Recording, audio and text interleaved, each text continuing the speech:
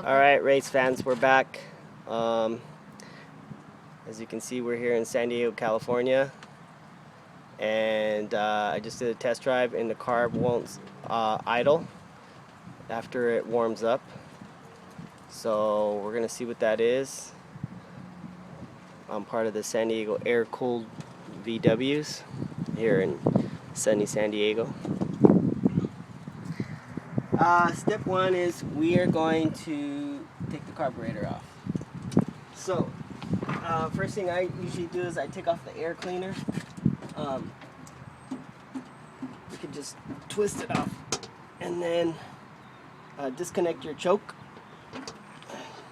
I just put this to the side over here, my air filter. Disconnect this idle cutoff valve, I think it's called. Can you see that? I think you can see that. This is the idle cutoff valve right here. So I disconnected that. I disconnected the choke. Disconnected the choke wire. It's right here. Then you got to disconnect your throttle cable. So that's this one right here. And after you've disconnected those things, you take off these two bolts. So I'm going to do that next. Alright, so we're going to take off the throttle cable. This is an 8mm socket, and just loosen this up. Don't take it out all the way because then you could lose the screw. It just needs to loosen, and then you can pull out the throttle cable.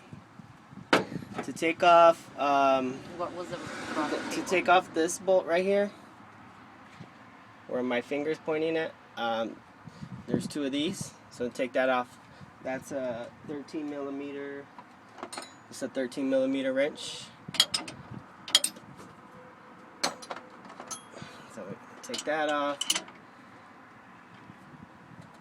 Remember the bolt's upside down, so you gotta go this way. Once you get it a little bit loose, you can turn it off with your finger, and then because there's a washer, you don't want to drop that in there. Alright, race fans, I have to get my gloves because I'm working with grease and oil and gasoline, and that stuff makes your hands smell like gas all day. So you're going to be having lunch later. It's better to just put some gloves on so you don't have to worry about your food tasting like gasoline. So get yourself some of these gloves. They have a box of them, 50 of them for like $10 at Harbor Freight. That's where I got these ones.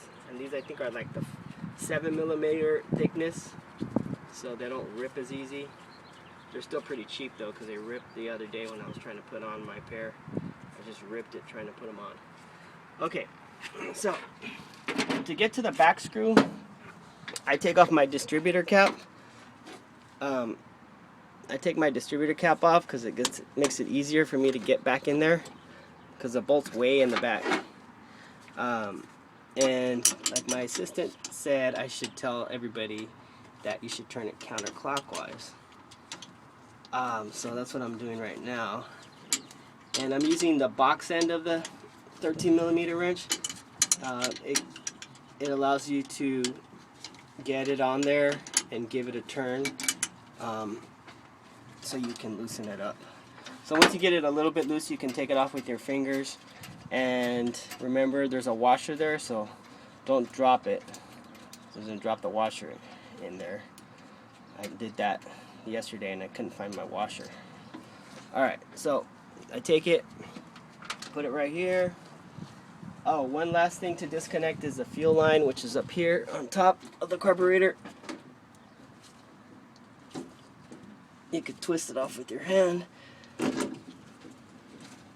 And then just put it up like that so the fuel doesn't come out. And that's everything for the carburetor, so I can take it off now. There's a gasket there, save that gasket.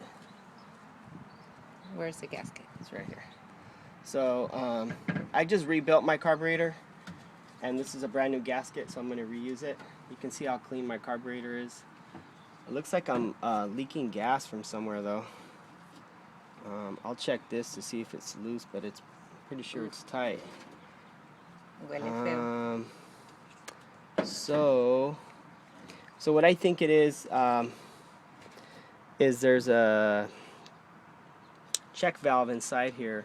It has a little bearing, a little ball inside that I need to take off and make sure it's not getting stuck. I think that's why my idle is not working. So we'll do that. We'll do that next.